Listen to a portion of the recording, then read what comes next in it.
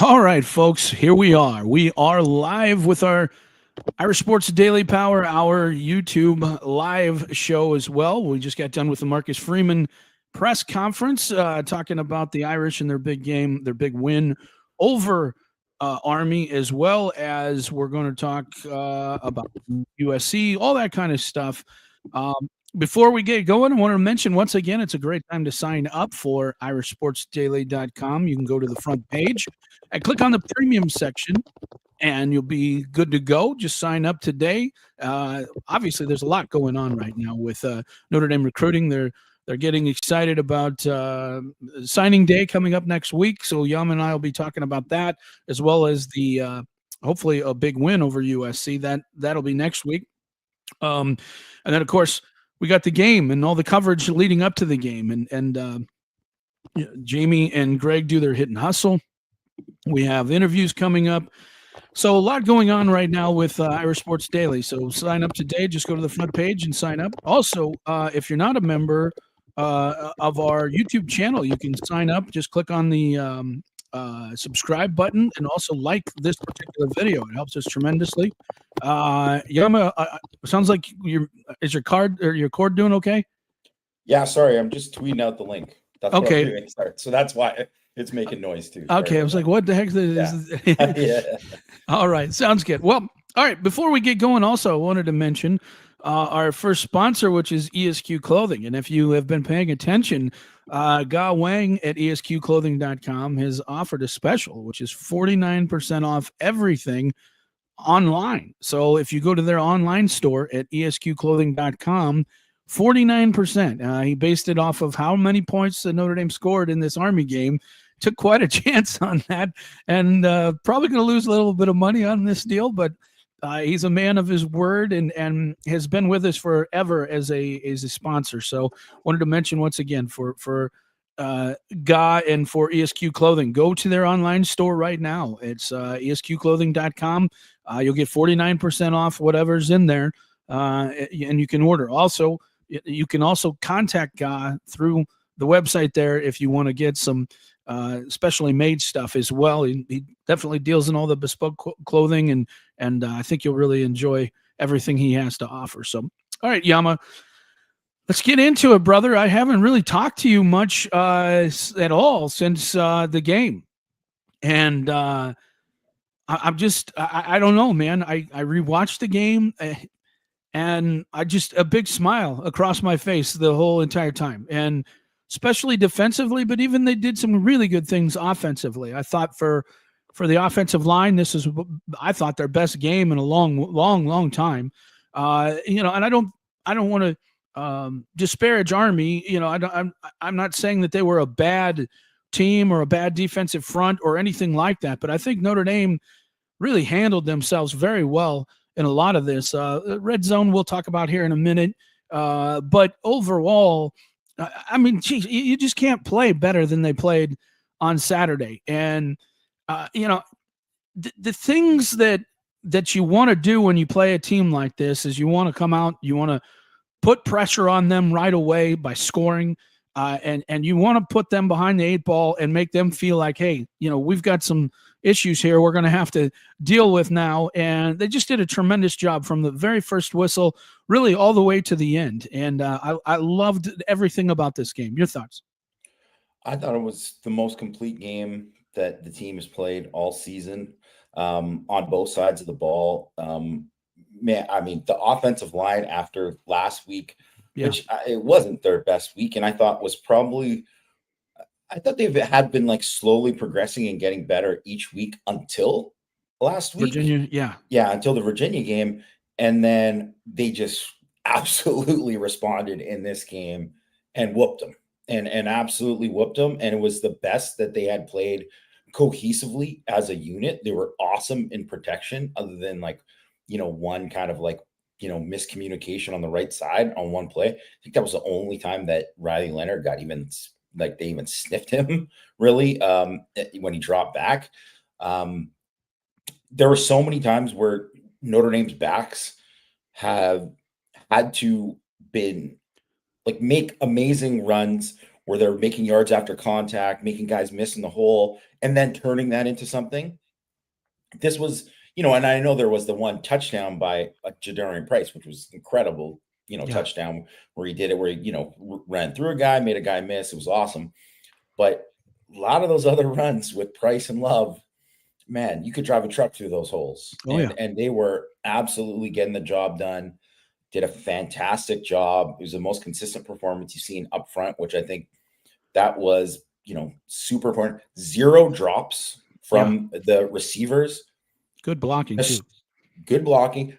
Only 2 missed tackles from the defense the entire game, or the starting defense, right? Because there was a couple on that final drive when they had backups, but that's it. Like, that's incredible against that Army team, because they actually have some guys who have broken things this year, some long runs, not just, the quarterback. I mean, obviously, they just did a tremendous job on Bryson Daly and just pounded him and were more physical. And I thought right away, as soon as Marcus Freeman came out and said, we're playing football, not fitball. We're going to be the more violent team.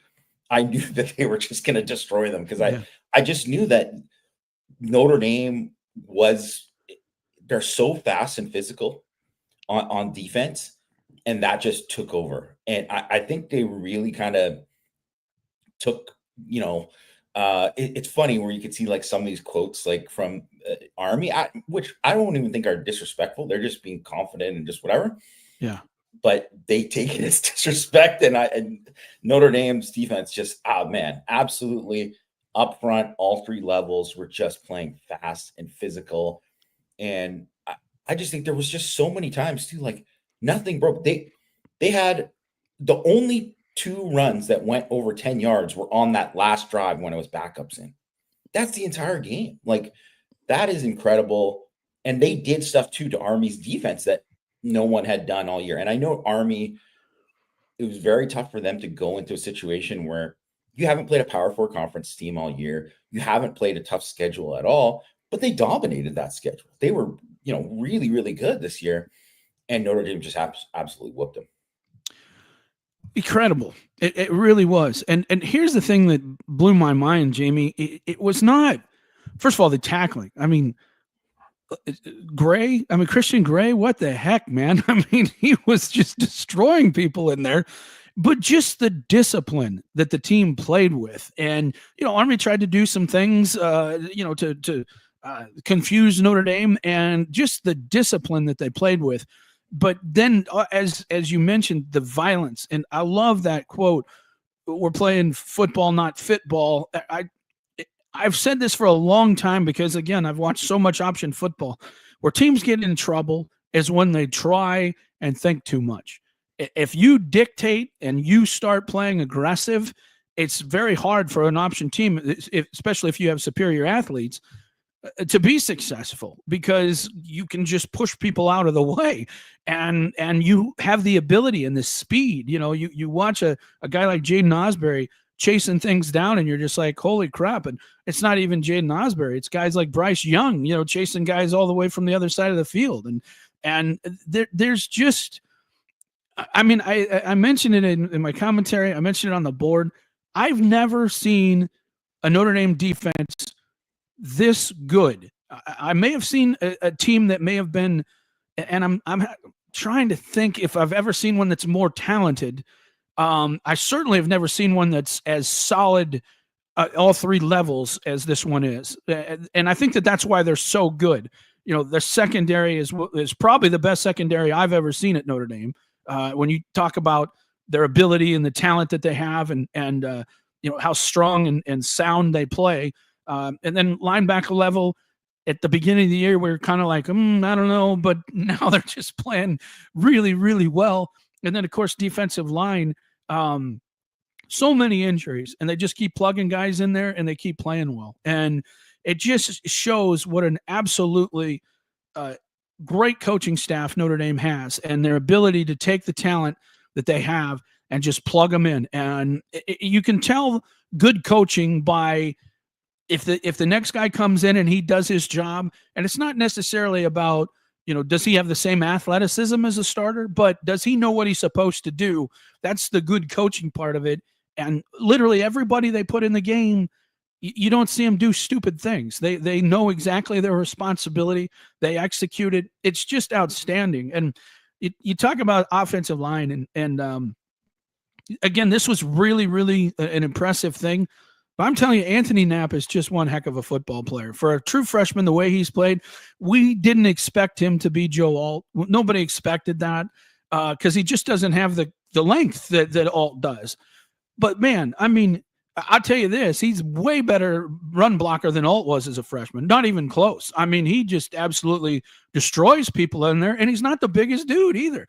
So I'm really excited about the future of this team, especially this offensive line next year. A lot of these guys got a lot of experience. You're going to have guys like Gerby Lambert being thrown into the mix, Charles Jugasaw coming back. There's just so much headed there on the offensive line. And it was important for this team to come up, show what they showed, and just bury Army. And on a day, Jamie, when everybody else looked like crap and Notre Dame looked like the most dominant team in college football minus Ohio State. And I think that's going to help. We'll see that tonight, I believe. I think I would not be surprised or is it tomorrow? I would not be surprised if Notre Dame jumps Penn State. I really would not be surprised if that happened. They should jump Texas. They really should. But I think that the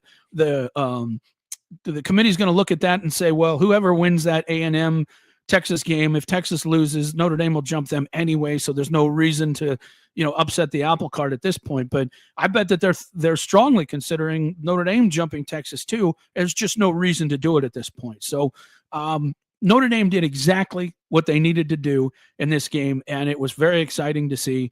And I just think it's been such a good coaching job by this Notre Dame coaching staff because they've had so many issues, to deal with a very young, inexperienced offensive line, so many injuries, and then they had just a catastrophic loss at NIU, and just to rebound and play as well as they have.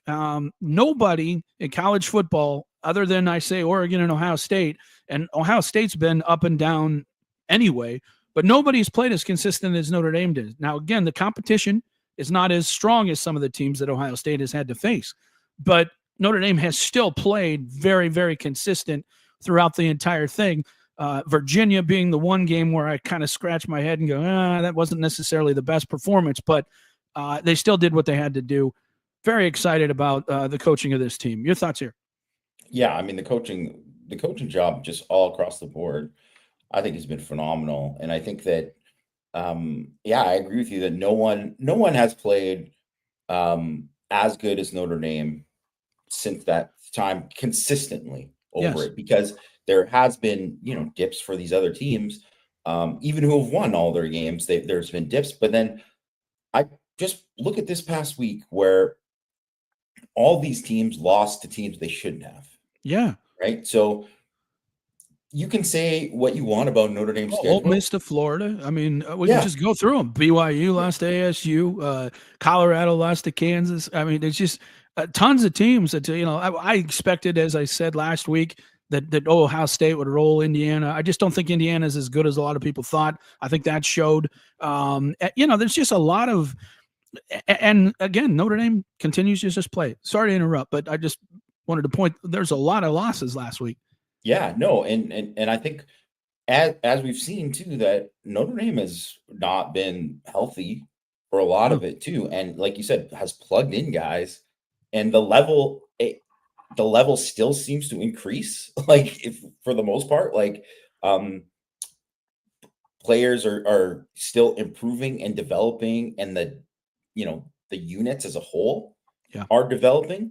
And I'd say that with special teams as well too, because we should mention, I know that there's the kicking game, we'll get into it, but like outside of field goal kicking, like tell me another spot on special teams that people should be unhappy with. Like Notre Dame's tied for the lead in block kicks this year. So they basically have done not in the same way, but they're kind of like doing what they were doing under Brian Mason now in terms of the block kicks, and the coverage has been great.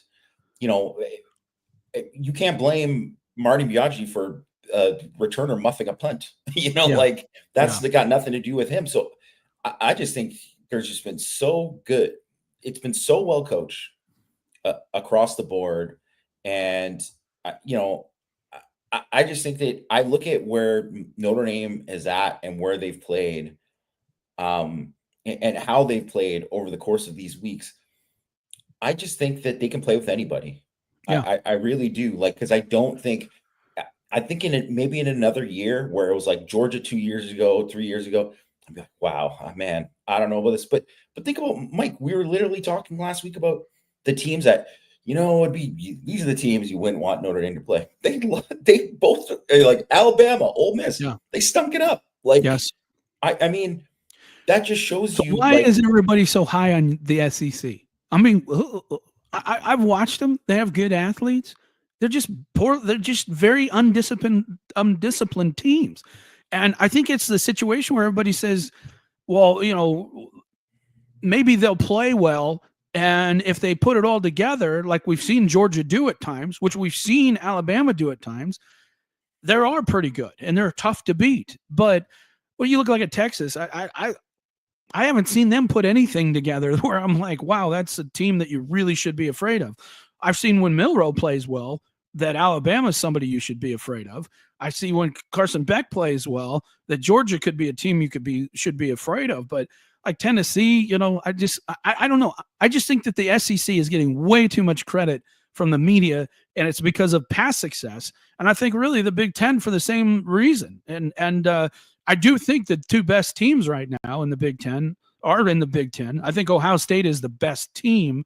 They didn't play that way against Oregon, but I do think that they're the best team. I think Oregon's the most consistent team, but I think Notre Dame could play with either one of those. I think they'd have a better chance of beating Oregon than they would Ohio State.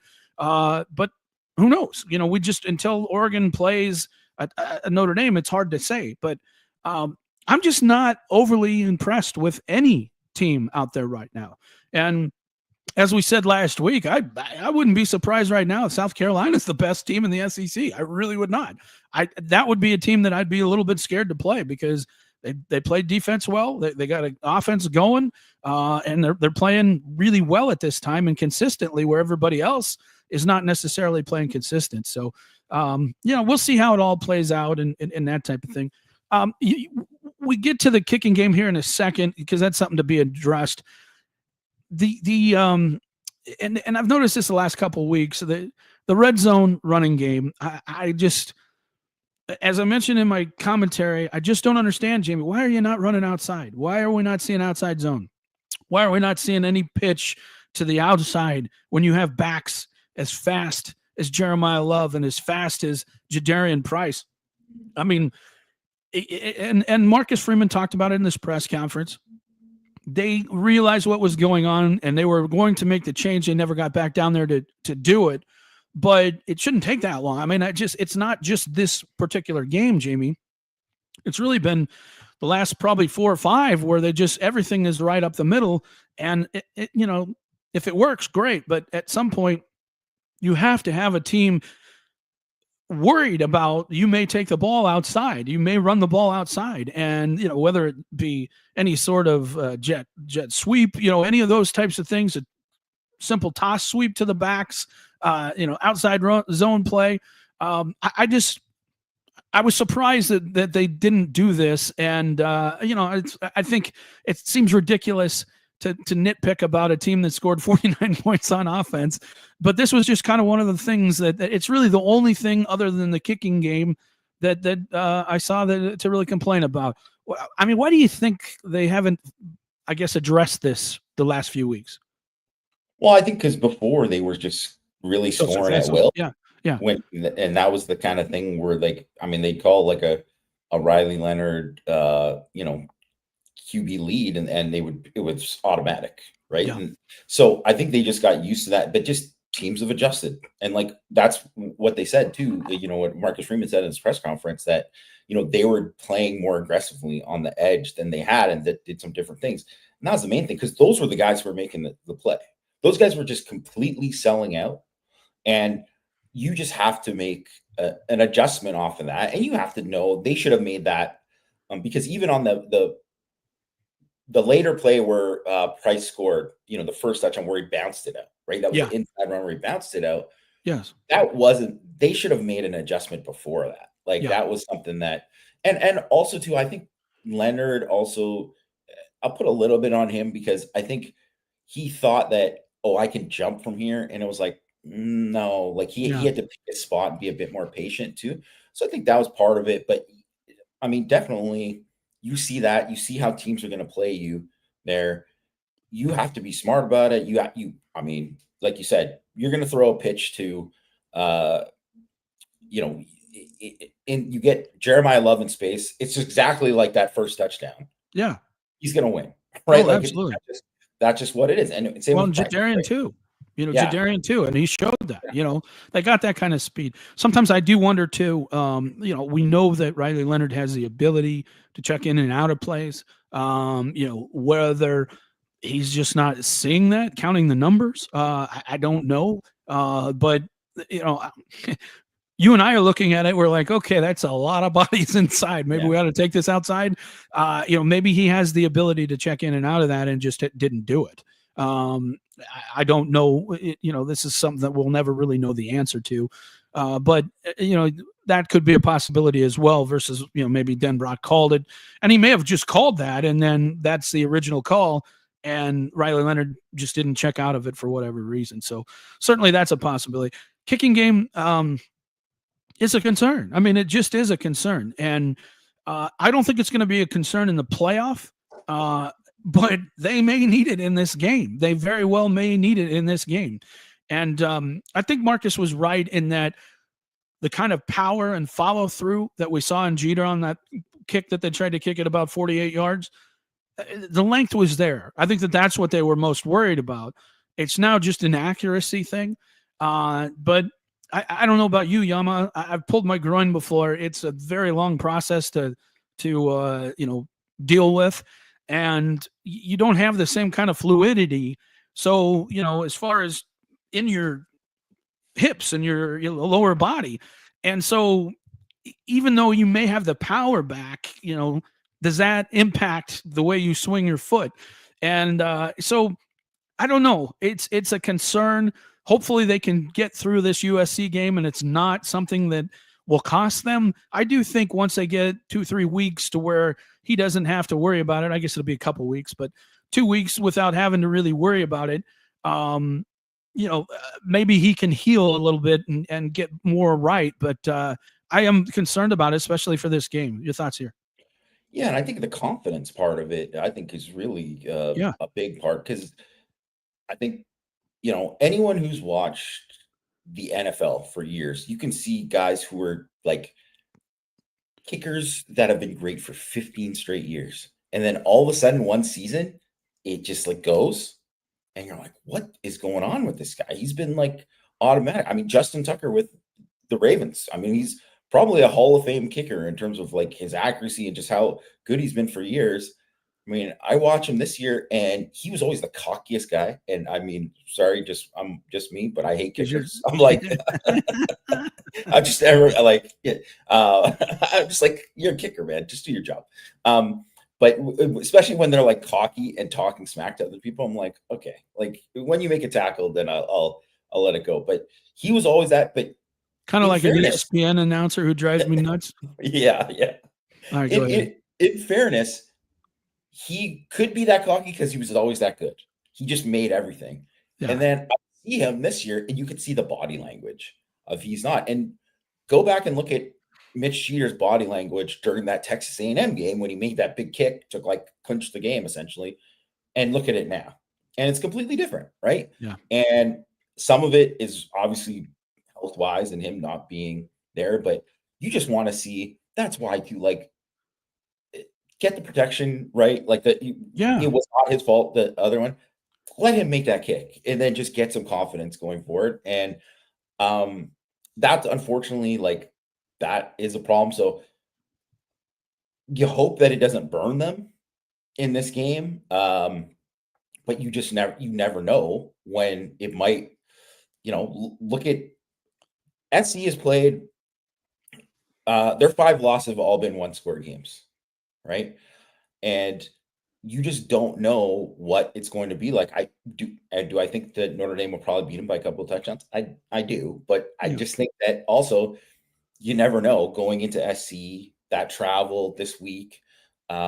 Obviously, it's like one of those things they're going to have a little extra knowing that they can knock off Notre Dame out of the playoff. Like, obviously, too, like Lincoln Riley, it's a big difference between 6-6 and 7-5, and how he's viewed for his job, because he's not going to get fired, but this will make his seat a little less cool if he wins this game. So it's an important game, and they're going to have everything out there to try to win it. So you just don't want it to come down to that. So I really don't know. There's nothing that, like, Notre Dame, everyone's like, well, get some guy off the soccer team. It's like, that's not going to happen at this point. You just have to hope that Mitch Jeter is healthy enough and confident enough to be the guy. You don't want to put some guy who's never kicked out there to Yes. make the game-winning field goal against USC. Well, your whole playoff hopes alive. Yeah. Well, there was that thing with Clemson. I think it was a couple years ago when they were playing Florida State, and it was like, Joe Tessitore wouldn't shut up about this kicker who was like, oh, he just came up off the street and he made a kick early in the game. They're like, what a story. Oh my gosh, just whatever. And then he had a chance to win the game. And it was like, he kicked it into the right stands. Like, it was just, it's a whole different ball game, right? When you're in that kind of situation. So you don't want to put somebody in that situation. You want to put somebody in there who has done it before, and Jeter has done it before. So let's just hope that he's healthy enough, and it kind of gets back to where it used to be, because at some point they are going to need it. Well, here's the thing about Jeter, and the whole reason you got him is he had so much success. You know what I mean? So the problem is when a guy has that much success, you don't know how he handles it when he doesn't have success, right? Because if you've never failed at anything, it's hard to know how somebody's going to fail. I mean, he was pretty much automatic before. So I'm a little bit concerned, but you just got to hope that Marty Biaggi can talk to him, get his head right, that type of thing. And it's not an issue. Let's just hope that that's not an issue heading into this. Now, here's the question that I want to ask, and I think there's 2 answers to it. The question is, do you think it's best for Notre Dame to actually struggle a bit in this game against USC? It's been a while since they've had to kind of, be in a tough gut check type of moment. They haven't had one of these for really since the Texas A&M game, and unfortunately the NIU game, to where there was like a real threat that they could lose the game. Do you think it is best? I mean, the answer is no, because nobody wants to watch it and go through that emotionally. But do you think it's best for the program heading into this, because they just haven't had that for a while? What are your thoughts here? Well, the Louisville game too. Yeah, that was pretty tough. Yeah. But you know what? I would say, even if you look at a lot of these games where there's been a bit of a slow burn for Notre Dame, where they've had things, and even just in this game where they get stuffed 4th and goal at the thing. And so I think that even though they've won and dominated overall in these games, they've had bits of adversity in all of these games that they've had to overcome within the game, where it hasn't all looked like Purdue. Like the Purdue game was like, I know they had a couple 3 and outs, but outside of that, it was just like basically everything they did worked. Yeah. Right. Yeah. And it hasn't been that easy. They've just played steadily throughout the game and then took over. So I think they don't need to have that necessarily, because I don't think that because I think just even having it earlier in the season is enough to just say, like, hey, we've done this before. We won on the road, at Texas A&M. Like, hey, Louisville had a chance to tie at the end of the game. Like, you have that in your back. I mean, you obviously had the NIU game where it's like, hey, we need to stop here, and we didn't get it. Like, they've had those things there, I don't think they need it to like get used to it because they haven't had it in a while. I really don't. Like I think it's way more important that they come out and take care of business and win as decisively as possible. And the other thing is too is like I think there's a good chance that Notre Dame could pass Penn State this week. Just based on everything you were saying before, Mike. But if they don't pass Penn State, if they win by 2 touchdowns or more, Yeah. I mean, if they win by a touchdown or more, they have to pass Penn State. They Because should. Penn State probably should have lost that game. Yes. And it's a different thing. So it's the exact same comparable opponent, all this out there. Out there. Yeah.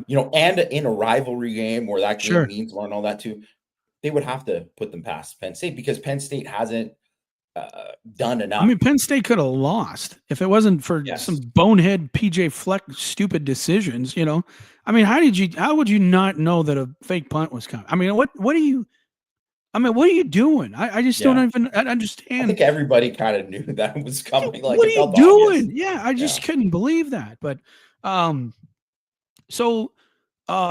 just had a topic I wanted to bring up, and I forgot exactly what it was. Boy, I'll try and remember it here in a minute. But so when you look at this particular game against USC, oh no, I know exactly what it was. I want to get to this because I think it's important.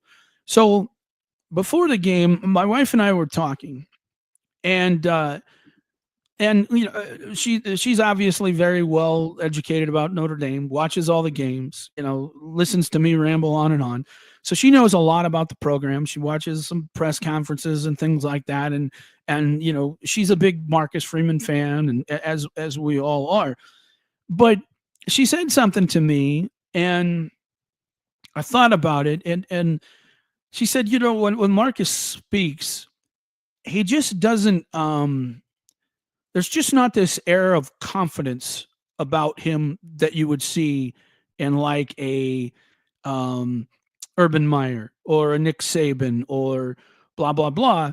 And I said, well, first of all, he's a new coach. He's a new head coach. And a lot of head coaches have to kind of figure out how to be that. You know what I mean? It's one thing when you're around your team. It's something completely different when you're in front of the media.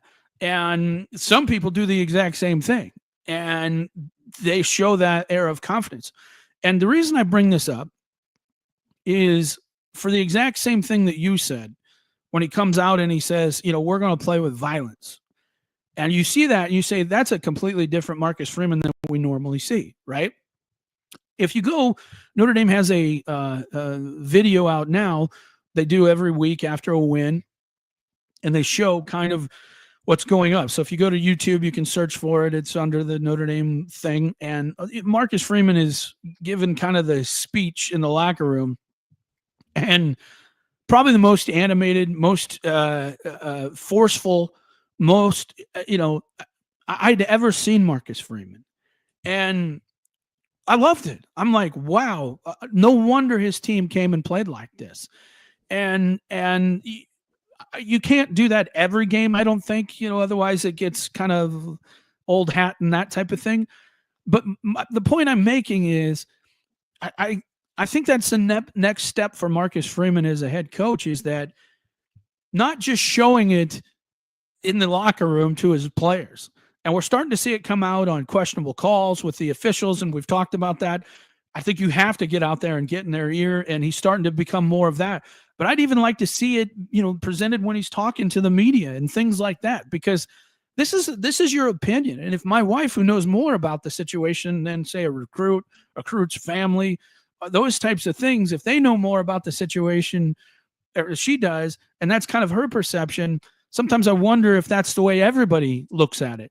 And so, again, this is not a criticism of Marcus Freeman. I think Marcus Freeman has to figure out how to be a head coach, how to present himself. And I think he's done a good job. And let's be honest, when you're at Notre Dame, the way you present yourself is a lot different than maybe some other place, because of who Notre Dame is, and I'm sure he's very, very conscious of that. But I just wanted to get your thoughts on that because I do think that's kind of the next step that I'm hoping to see from Marcus Freeman, because if you see that guy all the time, kids are going to want to go play for that guy.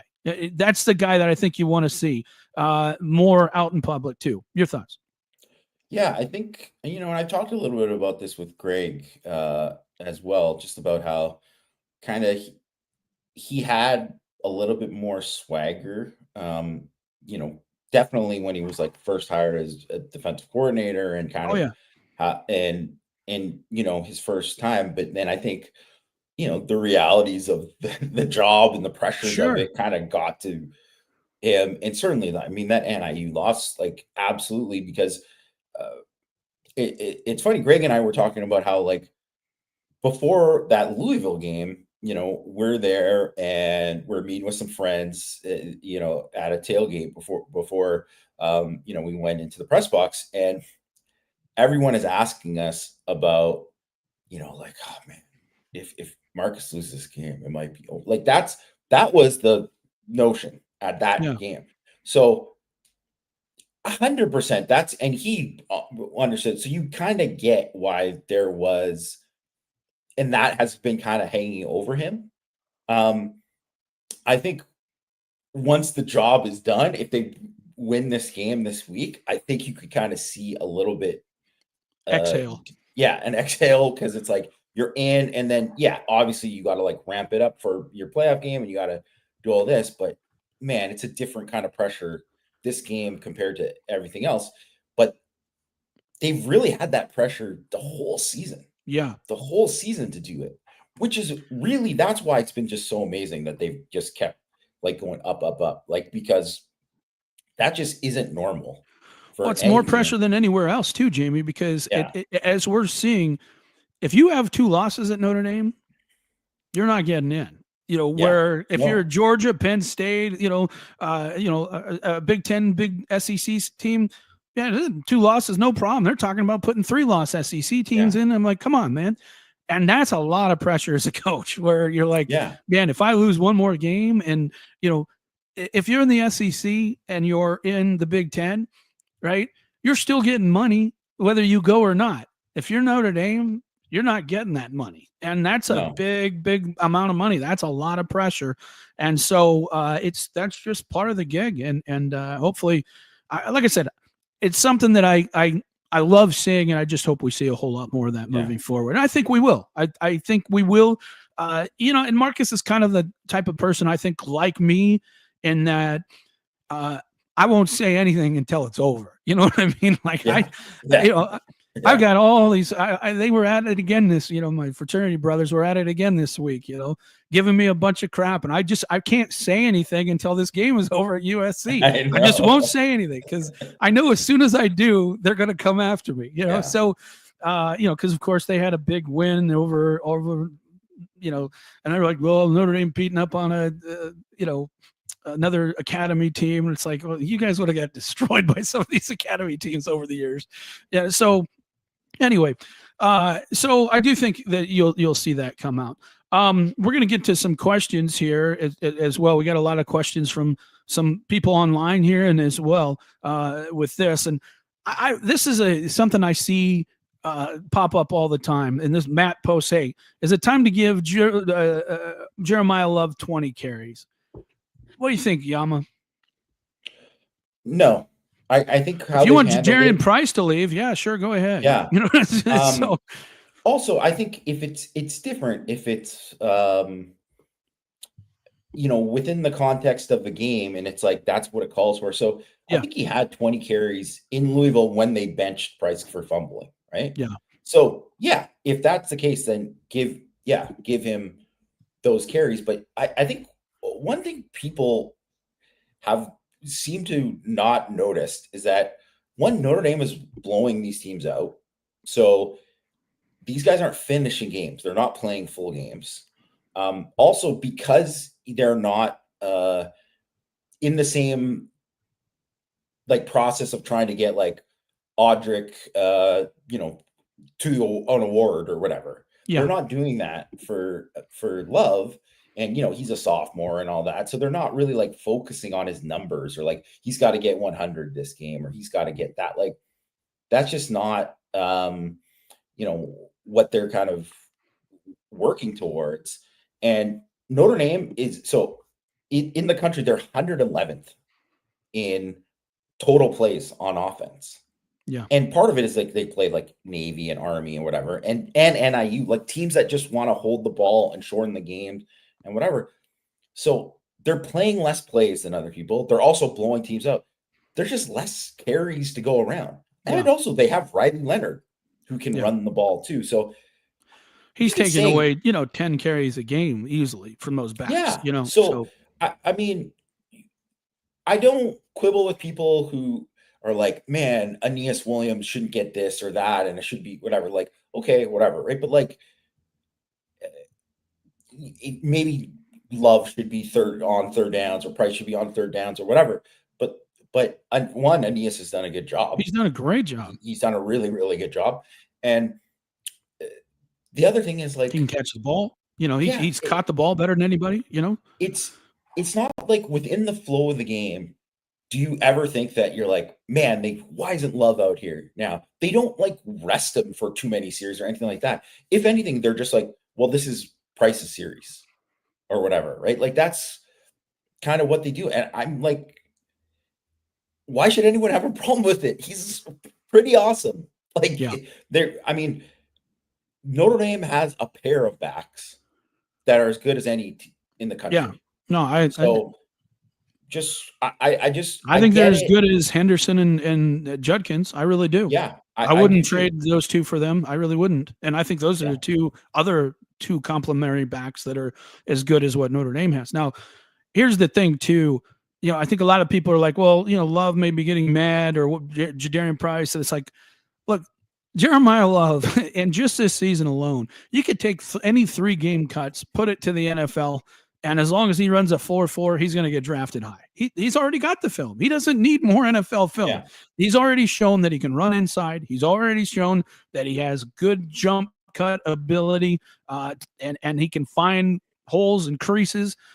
Just go see some of those early games. I mean, he barely had anything to run through and found his way through there. He's shown his explosiveness. He's shown power. I mean, he's an NFL back. If Notre Dame's ever had one, he's definitely that guy. I mean, he's got the size, the power, the speed, everything you need. He's developing the third down blitz pickup. He's starting to catch the ball more. He doesn't need anything for his NFL future. He really doesn't. He can just go based off of what he has. And so this next question or comment, I don't think the SEC has any great offensive linemen.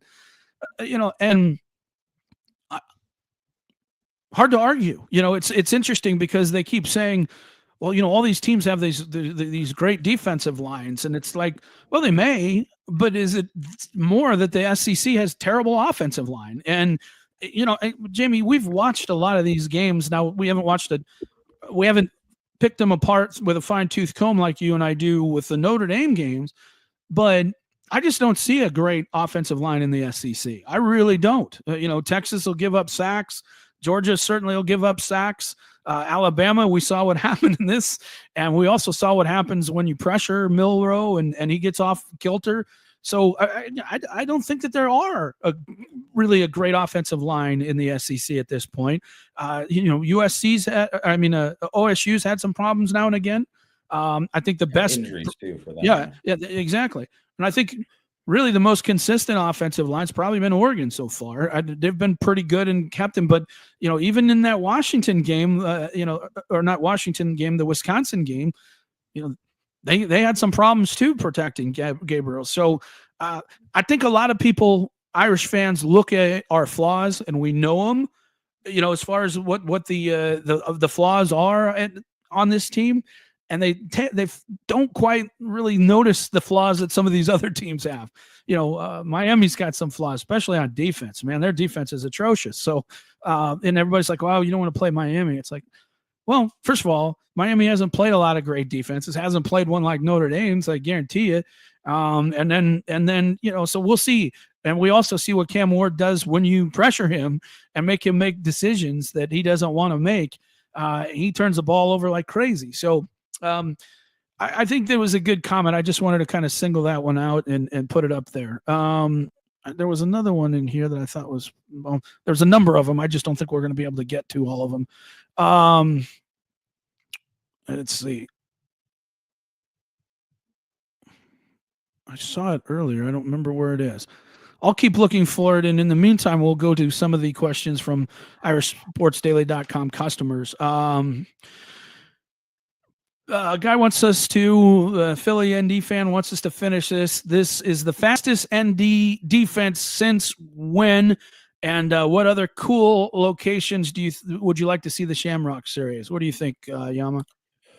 I think it's the fastest defense ever. I really believe that, because one, I think if you look at, like, if you go back into,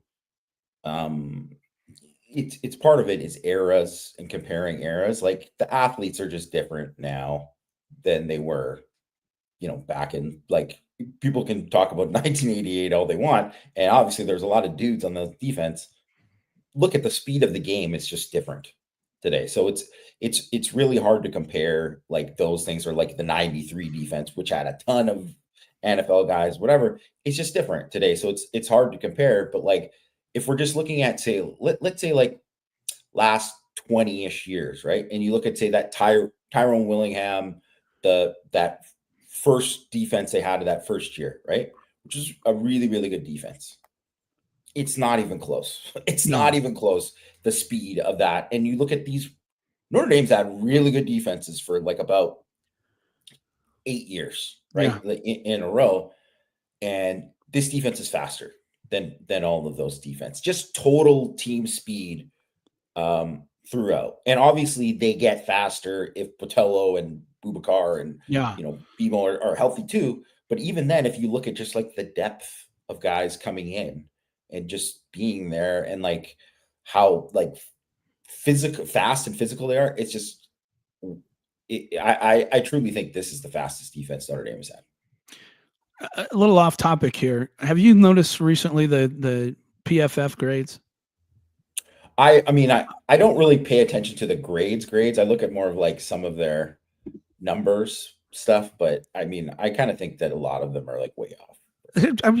I mean, seriously, I just watched, I really, the last 3 or 4 weeks, I've just been sitting there going, who the hell watched this game? You know what I mean? I don't know what the hell they're smoking. And to be honest with you, I firmly believe that this is all made up. Jimmy, you can't find somebody. I mean, think of how long it takes you and I to sit and we just rewatch the game. I usually rewatch it twice, right? That takes forever. And we're just trying to figure out what's going on with the play. We're not grading every single player on both sides of the ball for every single play. You know what I mean? That's ridiculous. And they're saying that they do this for every team that's out there for every week. You're crazy. There's no way. Yeah. So anyway, I mean, I've had to grade, defensive line and, like, give, like, grades for everyone who played in the defensive line again. I'll tell you what, it takes a long time. It does. It takes forever. It's not a slow process to grade just the defensive line. Yeah. So, and then you're going to do offensive line, running backs, I mean, yeah. And then the other thing is, half the time you don't even, it's hard to know exactly what everybody's responsibility is. Yes. And when I was doing it, I knew the call. Yeah. So it's sure. If you don't know the call, it changes. Yeah, totally. All right. This is a good comment here. With the perceived improvement this year by Freeman and the staff, do you think they've grown out of losing when heavy favorites going forward? And, this was something that Brian Kelly struggled with early in his process at Notre Dame, and then fixed it. And then every game that they should have won, he won. Now, Marcus Freeman seems to be able to get everybody up for the big games, and every once in a while he'll have an NIU. That's tough. It's hard. And, as we saw really throughout college football this entire year, it's not just a Notre Dame thing, right? It's not that. Now, granted, nobody's lost to anybody as bad as NIU, as far as these top ranked teams, but a lot of these teams have lost to teams that they were favored over. I mean, when you look at a lot of the losses that have happened in the SEC and some in the Big Ten and certainly in the Big 12 and the ACC, a lot of the losses come from teams that are not as highly ranked as they are. And so it's not just a Notre Dame thing, but I do think, and this is part of it, Jamie, when you were learning to become a head coach, it's not always, the big games are usually the ones that are the easiest for the players to get up for. It's these little games that make it very difficult. And that's hard to push and pull those buttons and know exactly what to do. And again, it's experience. You knew you were not getting an experienced head coach. And so you're going to have some growing pains along the way. But hopefully you can, minimize those. And I do think we'll see that better. I think he'll do a better job of that moving forward. Your thoughts? Yeah, I mean, I think it happening to him, if you look at like the Marshall and the NIU games, like it happening a second time is just there. I mean, who they play next year in those situations, it's gonna be like different. That week is probably gonna be the hardest week of practice all season, because that's just how they have to approach it, really. And they don't really have any other choice but to do that. And I think too, like, it just, some of it too is circumstantial, because there's a lot of teams you look at early in the year that almost lost games like that, but they won it. And then just Notre Dame ended up losing that game. And it was, same thing kind of with the Marshall game too, in the Stanford game. Like, they should have won all those games, but they didn't. And for the most part, if you look at over the course of like the spreads and how Marcus Freeman's team have done against the spread, like, they've covered like a lot more, like more than almost any other coach. But absolutely, and we talked about that yesterday on the board. People were worried. It's like, well, Notre Dame is just completely blown by the spread so many times this year, and really has under Marcus Freeman the whole entire time. You mentioned like teams that are losing and that type of thing. With NIU, here's what I think. All right, you had a quarterback who was hurt, and what he does well, he couldn't do. And so the team knew that. They knew that he couldn't run, and they also knew he couldn't throw. So they sold out on making sure they stopped Notre Dame's run. And the one thing that I mentioned at the beginning of the year that was a big concern of mine was there's just no leadership on the offensive line at that point. Everybody was new. Nobody had played hardly at all. So it's hard to, who do you go to? Who do you kind of lean on? You got a brand new quarterback who, most of these guys don't really know that well at this point. He's injured, there was just so many things that went wrong that I think that's the real reason why they lost. They just didn't have the leadership that they have now, and they hadn't been through the wars. Now they've been through all this. I think they'd kill them by, 50 points if they played them again. I really do. But it's just perfect storm type of thing. All right. This is a good question. Can you explain what happened to the running back recruiting, and why did it take some commits of those guys so early? Why did they later decide they weren't a good fit? So here's kind of what I think happened. And if you're DeLand McCullough, you have three really great running backs already. And Jeremiah Love, you have Jaron Price, and you had Jaron Payne, who is going to be a pretty good player as well. Couldn't play this year, but knew he's a pretty good player. You had Aeneas Williams and Kedron Young. And if I'm DeLand McCullough, I'm like, I can get the best running back in the country to come in here, but he's going to see the biggest log jam, and he's going to be gone anyway, right? Because if the guy's that talented, he's not going to stick around. And so it's hard to bring somebody in that's a really elite player, because he's going to be out the door. I mean, Jeremiah Love and J.D. Price, have the ability to be here for 2 more years if they want to be. I don't think either will be after this year, not this coming year, but next year. And then you have Kedron Young and Aeneas Williams. He knows what he has in Kedron Young and Aeneas Williams. He also knows that Jaron Payne would have been pushing really hard for carries, because he looked easily as good as those other two did in the spring. So, you would have had a really hard time, no matter who you brought in, keeping him. So I think I don't want to say he shot low, and that if these guys left, they wouldn't be that big of a deal. But I think he realized that it was going to be difficult to do this. And if you take two of them and one of them materializes and sticks around, you get the best one of the two. You're in a pretty good situation. Maybe they have some upside. And then I think when he looked at them, he was hoping for them to develop a little bit more than they did, and they just didn't. And then that's why we now have Nolan James, who I think is a perfect fit for what they need out of this particular back for this class. I really think that that's what happened. I think that they realized that it was just going to be very difficult to bring a high-quality running back in here, certainly not two, and have them stick around because it's going to be a logjam. It just is. There's just too many talented players here. And, a lot of people think that maybe Jaron Price leaves after this year, and I can see a case for it because what's going to happen is he's too damn valuable, and somebody's going to go pay him a big amount of money to go somewhere else. Will Notre Dame match that? And now this is where it comes down to your GM role, and you're going to have to figure out how much NIL money do I have? Who do I have to have? Who can I afford to lose? Because this is coming. And what people don't realize about recruiting and the portal this year is once this whole system comes into place, meaning this settlement, and you have your 22 million and you have all this type of stuff, you're not going to be able to do what you can do between now and when that comes into effect. And what you can do between now and when that comes into effect, you can pay anybody whatever you want. You can pay them as much as you want. And you're not going to be able to do that moving forward.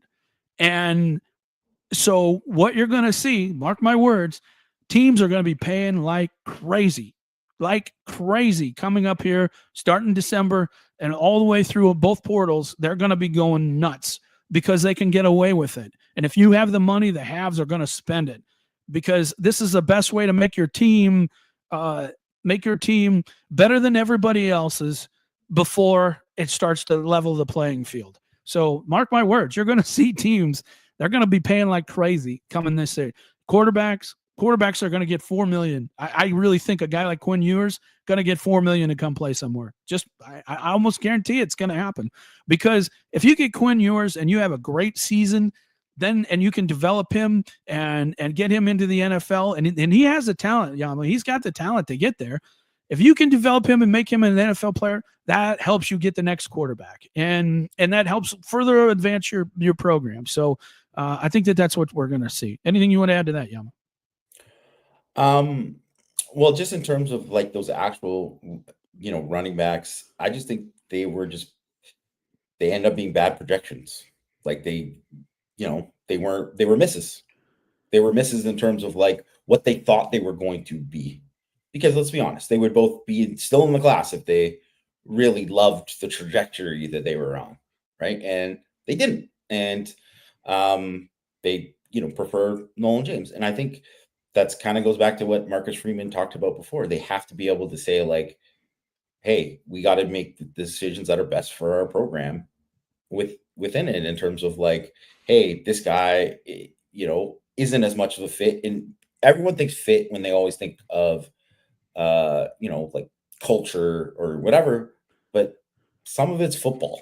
Like it's a football fit. And I think it's just fair to say that like Nolan James is a better football fit than those two guys. I agree. I definitely a better back. All right. Next question. Notre Dame struggling this year recruiting receivers. Dallas Golden's a 4-star receiver who's been recruited under the headline of athlete. His film shows he's an excellent defensive back, wide receiver. Has Notre Dame considered the possibility of him being a wide receiver? Look, he could be that. There's no doubt about that. And I know ours truly, Greg Flamong, loves that idea. And I get why. I totally understand why, because he could be a really good player. But let's look at it realistically. Benmo not going to be here, right? We don't know whether Chance Taylor's or Chance Tucker's coming back. My guess is probably not. That leaves you with Christian Gray, Leonard Moore, Carson Hobbs. That's it. That is it. And then you only have now coming in Cree Thomas Zachary, and Dallas Golden. I mean, that barely fills out a two deep, Jamie, when you consider the nickelback situation. So I do think that they'll go try and find a nickel in the portal. I'm sure that they'll do whatever they can, but I mean, they need Dallas Golden to be a defensive back. Now, had they got somebody else at corner that you really, really liked, maybe that would happen. But I don't see it. I don't see how you can do it, especially because Notre Dame has been so good at corner and they want to continue that tradition. Your thoughts here? Yeah, and I mean, that's why it might not be just a temporary thing that Bronte Johnson stays at corner. Like that, they might have to just give him an extended look there. Nice. He's got the athleticism to do it. He does. He absolutely does. And I wouldn't be surprised if he ended up being a great player there.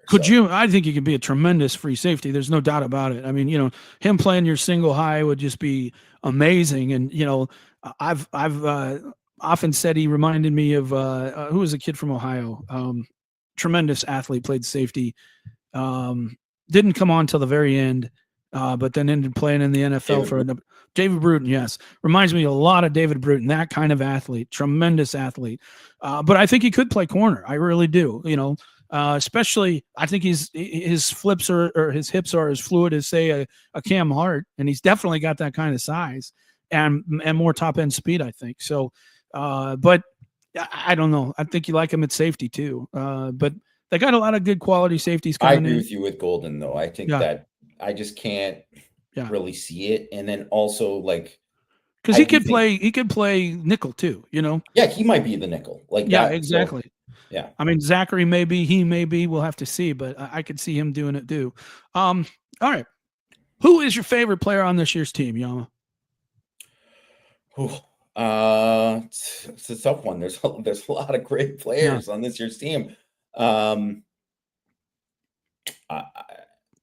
going to say, I'm a D-line guy, but I'm going to say Xavier Watts because I just think Xavier Watts is just he is so high level in everything he's doing this year. He's taking his game to another level. Like even just in this game where you're like, he didn't have his regular big game in terms of getting a pick or whatever.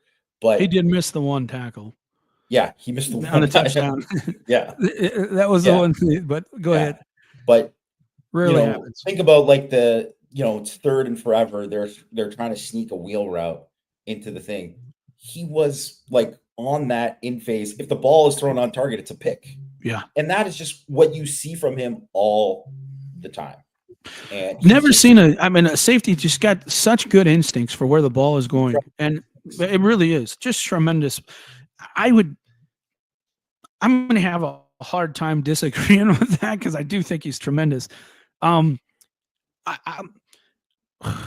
so hard for me too. I'm going to say it's Anthony Knapp, and the reason I'm going to say that is because I think he had the hardest job the entire year, and it didn't start out that great, and he's had a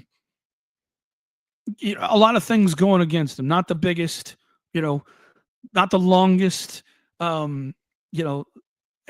certainly the most inexperienced of the offensive linemen playing, so when you think about that and what he's had to overcome and what he's become. So, me, I'm a line guy. I love the linemen. And so I'm going to go with him just because of that. And, but boy, X Watts, there's so many guys.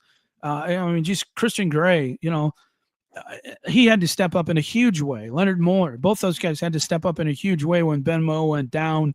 How could you not love Jeremiah Love? I mean, everybody loves that guy, and he's been tremendous. And Jordan Clark. Oh, wow. What a great player. What a great pickup in the portal he has been, And even Rod Hurd has done a really good job. Hurd's been great. Yeah. I mean, if Adon Schuler wasn't playing as well as he is, Adon Schuler could be on there too. Oh, there's a lot of guys. Absolutely. So it's been really, really nice.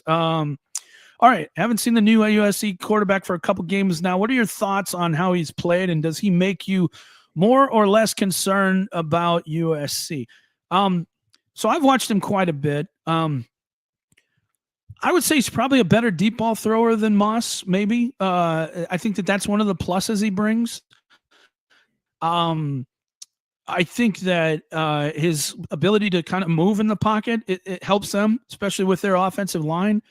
I don't think he processes near as fast mentally, going through progressions and things as Moss does. So I think that there's some good with him and some negatives. I think in this particular game, I'm not sure which guy I would play. I mean, they're going to play him for sure over Moss, but I think because of what Notre Dame does to the quarterback, they may be better off playing Moss than this kid, because I really think when a push comes to shove, Al Golden knows how to mess with quarterbacks, and I think that's what you'll see in this game. Your thoughts there? Yeah, I mean, I think what I've seen from him is you see he's obviously a better athlete than Moss. He can run, he can escape. He's not Caleb Williams, but he can escape the rush. He can do some things, improvise outside of the pocket and do that much better than Moss can. But there's a reason why Moss was the quarterback and was the starter. He's way more consistent, way more accurate in terms of just his thing. You could see Maiveo will just absolutely throw a laser perfect back shoulder throw, and you're like, wow, that was just incredible. But the next throw is not on that level. And that's just, there's a level of consistency that's not there. I think he's just been okay in these two starts that he's played. He's had some wow plays and also some plays that you're like, I don't know. And then the other thing is like you said, Al Golden does these things to quarterbacks, even quarterbacks that have been great. Yeah. He makes them make bad decisions because he takes away the first read so often. He does that so well. I think he had a real bad problem at UNLV with throwing the ball up for grabs. Yeah. And he hasn't really done that so far at USC. He hasn't been, but in a very small sample size. But, when the pass rush is getting a little closer to you, things are just different looks that you haven't seen before. That's where he might do it. So I think you're right. I think Moss, if Moss would be a tougher guy to go against, just in my opinion. Yeah, I just think he must, for all of his faults, I think the reason he was benched more than anything is their line has struggled so much that he was not somebody who could avoid the real bad negative plays. And I think that he did a lot of good, but it's the negative plays that were killing him. And I think that's what really hurt him. All right. I wonder if Marcus Freeman and the NFL rumors are hurting recruiting. Hopefully an extension is announced soon. I mean, I don't think that's the problem. I really don't. We'll get into next week, recruiting and all that type of thing. I don't think that's the problem at all. There's probably lots of reasons, that we'll get into next week. But I don't think the NFL rumors are hurting them. I do think that people who are dismissing that Marcus Freeman would be somebody that the NFL would be interested in, they're nuts. I really do think Marcus Freeman is a guy that the NFL would be interested in, and I think you'd be surprised, but at the end of the day, I do think Marcus Freeman likes being a college football coach. I don't think he would like the NFL. And let's be honest, do you want to go coach for the Bears or Jerry Jones or, you know what I mean? It's why Ben Johnson hasn't left the Lions. Right? Well, absolutely. It was interesting. I was talking to a guy about this the other day, and I said, hey, look, Ben Johnson, he's made it clear he could have had that Commander's job, and he's just like, nah, I'm not going until I know I got something that it's going to last. Now, as I said to that guy, I wonder if he would have changed his mind if he knew what Jaden Daniels was going to be. Yeah, exactly. Yeah. So he might have changed his mind real quick. But it'll be interesting. All right, couple questions here. did Army really run the option, or was it more of just quarterback power after quarterback power? Why do they give him the ball so many times a game, especially with how aggressive and physical Indy was playing? Your thoughts, Yama? Well, they do run the option, but it's not a classic triple option all Yeah. the time. And it's because of their quarterback and, him being 220 pounds. And like, they basically run like a power running offense. That's what it is. Right. And it's almost like single wing. He's the guy. Right. So, uh, that's kind of what they do. So it's within their identity. They obviously had option plays and do that. It's just different. But like Marcus Freeman said, they are going to run at you, and they're gonna try to beat you, like win up front by blocking you and doing better. And like Notre Dame just whooped them in terms of like defeating blocks, blowing up guys in the backfield, like just doing that over and over again. And I mean, he's a big kid. He's 220 pounds. He runs through a lot of tackles. Usually, he did not in this game. Like they just Notre Dame did such a great job of talking, and it was because they had more than one body there almost every time. It's hard to take that guy down with just Christian Gray. It's just it's got to be a gang tackle situation. And that's why they've had so much success, was because he could run over somebody at 220 pounds, and the kid plays with heart and spirit and that type of thing. So, Regine asks a really good question here. Is ND a top destination for portal DBs as long as Mickens is here?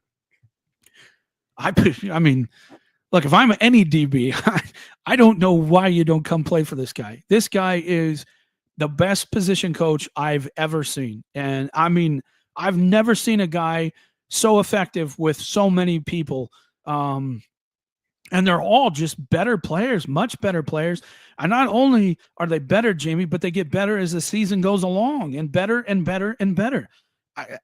I cannot believe that every corner in the country is not knocking on his door going, please coach me. I don't get it. And I think he's got some good ones coming. Don't get me wrong. I mean, I love Dallas Gold and, Zachary. I think those guys are tremendous.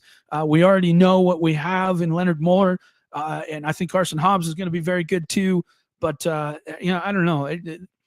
I got to think if you're like a nickel or somebody like that, you would be very interested in working with Mike Mickens. I would hope you would. Otherwise, you're not very smart.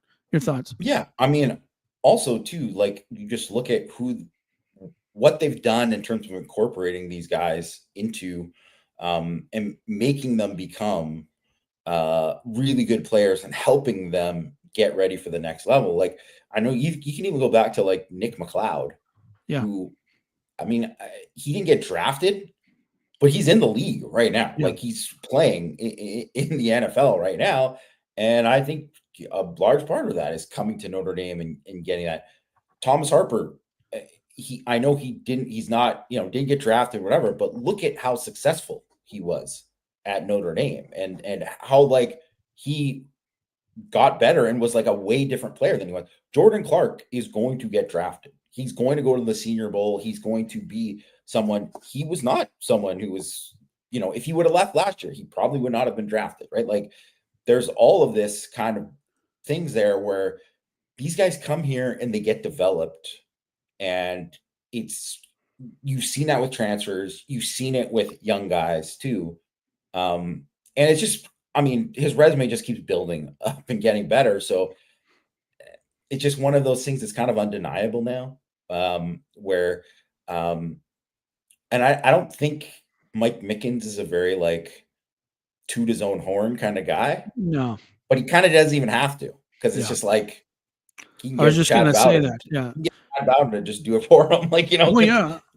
Well, not even that. He can just have Jordan Clark do that for him, or he could have anybody who came over that came as a portal guy, and really all the corners that have worked with him. And to me, that I think weighs much more than what you and I could say or anything like that. If you get a Jordan Clark on the phone and he says, look, my dad played in the league. It wasn't happening for me. I came here. I learned so much from this guy, and I'm such a better player, and it's the best thing I ever did in my life. You get a guy like that saying stuff like that, and that really matters. It really does to these kids, and especially because they know you only get one shot at it when you're going into the portal, especially late like this. Um, you only get one shot at it. You have to make sure you make the right decision. So I would definitely, I don't know. I would, there's no question in my mind where I would be going if I were a corner, whether that be a recruit or any sort of transfer in for sure. Last question, guy wants to know: Could the Notre Dame pull a kicker from the portal in December to come and kick for this? No, they can't do that. I don't know the way college football is going. Who knows what's going to happen in the future? But yeah, no, they can't do that. It would be nice, but if they could, there's a few other spots I'd love to go grab some players from too. But here's the interesting thing, Yama. We know that signing day is next week, right? We know the portal's going to open up.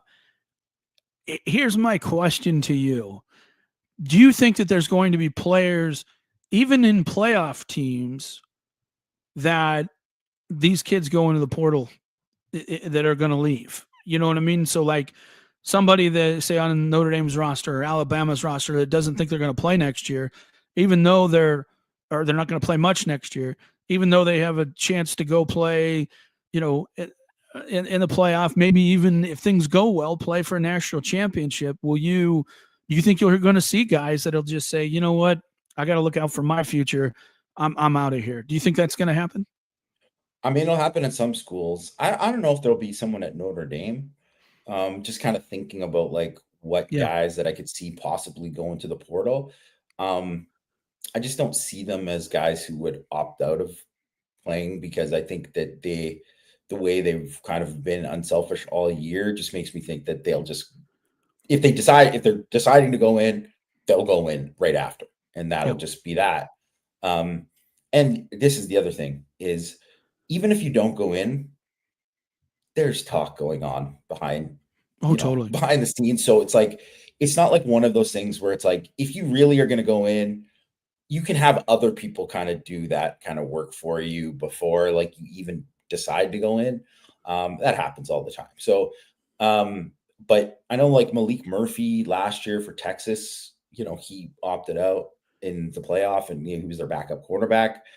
I think you could easily see that happen with some of these teams. And I think definitely at some of these other schools, it's going to be like especially where stuff is way more transactional than Notre Dame. And I'm not saying that like Notre Dame guys are getting NIL and all that kind of stuff too, but there's definitely more of like guys are in it for themselves at some of these other schools more, and less in it for the degree and all of these other factors.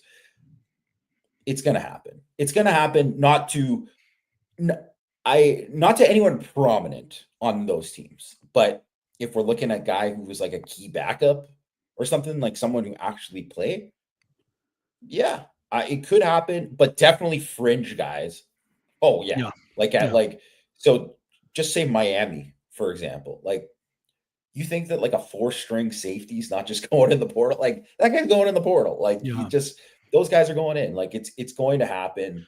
And I don't even necessarily think that's a bad thing for a guy who's not playing at all.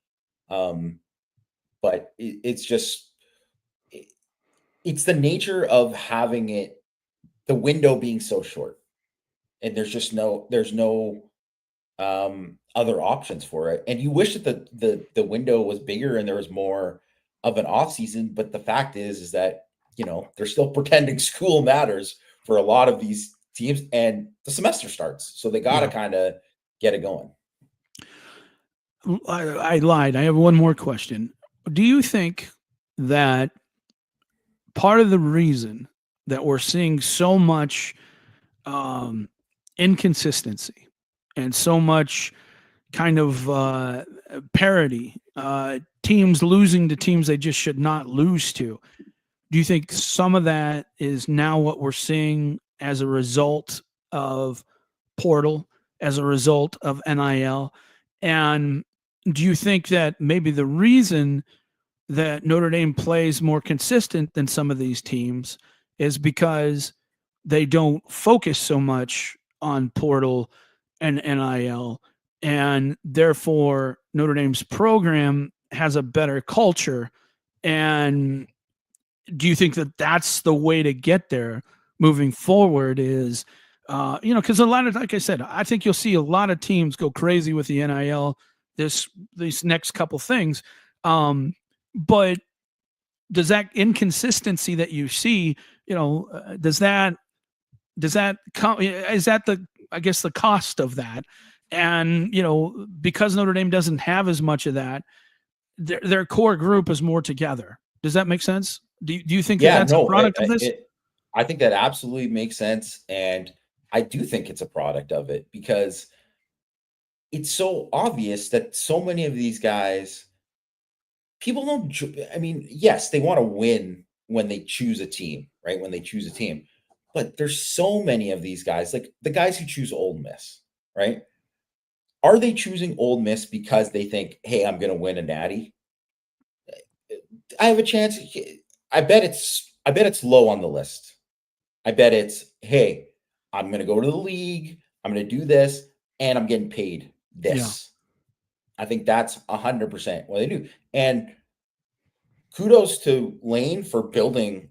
I mean, they got a ton of talent on that team, and they have done it way less in recruiting than any of the other teams there.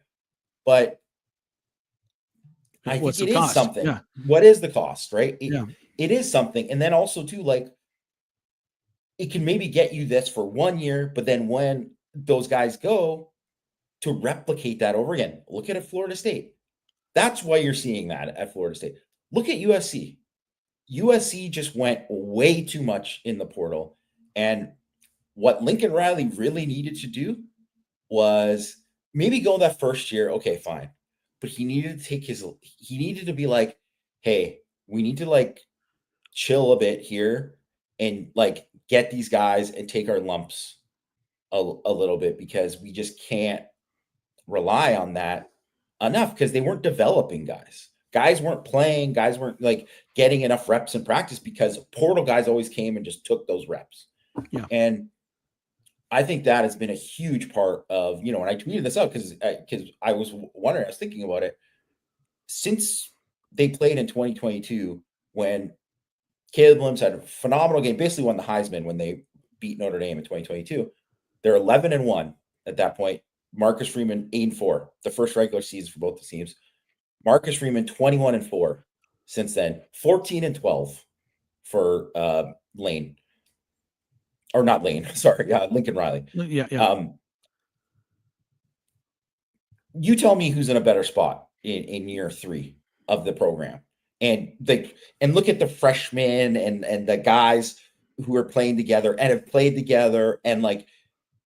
I mean, we know it because we cover the team. The guys who are tight with each other and how close they are and how they've like built these relationships over years and how like guys like Bertrand and Kaiser and Mills and Cross and all these Yeah. guys and Watts and whatever have all just mentored these other young guys that's there. And you don't have that when guys only in for a year and that's it. But if that's the core of your team, is that because I mean, adding Clark and Hurd and Oben and all these guys, yeah, it's great. But when those guys are just additive pieces, that's when it can really work.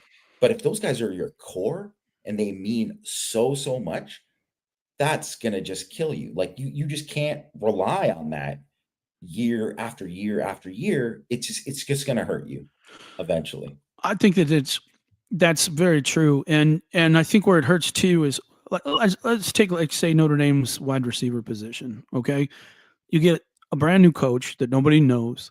You bring in 3 portal guys, and the guys behind him that are like, well, man, I thought I was going to play. Now all of a sudden we got all these 3 different portal guys here, and that can ruin a room. It just Yeah. can. And Notre Dame doesn't have really any other option. They had to do what they had to do. But when you got a brand new coach and all these guys are in the room thinking, okay, well, my time is next year, like a Jaden Thomas or Deion Colsey or whatever, and all of a sudden all these new names are in there, and then they show up, and in spring ball they're running number one, and you're like, well, what is going on here? I just think that can ruin a room, and and especially with a brand new coach. And so that's why you got to be smart about it. I I don't think you should take more than one player, two players tops in a portal unless you absolutely have to. Notre Dame may have to do that at D line this year, right? Coming in, they may have to take at least two defensive linemen. They could probably use three when it's all said and done. Depending on what happens with Anye. But yeah, it's hard to keep putting these players in there when all these other guys have been told, hey, I want to come and you can come and you can start and blah, blah, blah. And we think you're great. Oh, by the way, we're going to put this portal guy in front of you. It's what's happened at quarterback. It's what's happened to all these situations. And so you got to be smart about it. And for me, I think in the end, while a lot of Irish fans, think that, you want a ton of these portal guys, I think that there can be a cost for that, and that is your inconsistency. Now, I saw Greg said, IU had 20 starters from the portal, and that's probably true. I don't know, but I know at least 10 of them came from James Madison, Yeah. So that's a different thing. Taking the culture with them. Yeah, exactly. Before. Yeah. And I think that that's a different situation than taking a kid from Syracuse and another from Arizona State and another from, Washington. And, it's a totally different thing. But I do think the portal is going to be important. I think in the end, Notre Dame's going to have to take 7-8 players every year moving forward in the portal, and they're going to have to be smart about it. And but hopefully they have the talent that they need in the classes that they need, that they don't have to be as reliant on it. So any last words for you, Yama? No, I'm so excited about this week. I'm really excited about Notre Dame, the challenge that this game is going to present, and I just have had a tremendous time watching the team this year. Have too. Like, probably the most fun that it's been covering the team. I would say out of the entire time that I've been, the 10 seasons that I've been doing this with you guys at ISD, Mike, I think just like overall, just it's been a fun ride, because even as you've seen, because there's always stuff that takes down with guys getting hurt and different things that happen during the season. But I just have so much respect for the staff and for the kids playing, and just how they've just kept rising up. And it's just been a pleasure to watch. It has been. I would say the first 4 games. The first game definitely. Yeah. The season went on. Season went on. But as it's gone on, just to see how they've built after such a kind of a roller coaster first few weeks there, just to see how it's just gone up gives you just so much more faith that this thing's headed in the right direction. All right, folks, we went way over as always. That's just the way it goes. There's a lot to talk about next week. Yama and I are hopefully going to be talking about a big win over USC, playoff. There's also portal, and there's recruiting. So it may be a marathon one next week too, because there's just going to be so much to discuss next week. So thanks for listening. Hope you enjoyed that, and we will talk to you next week on Power Hour.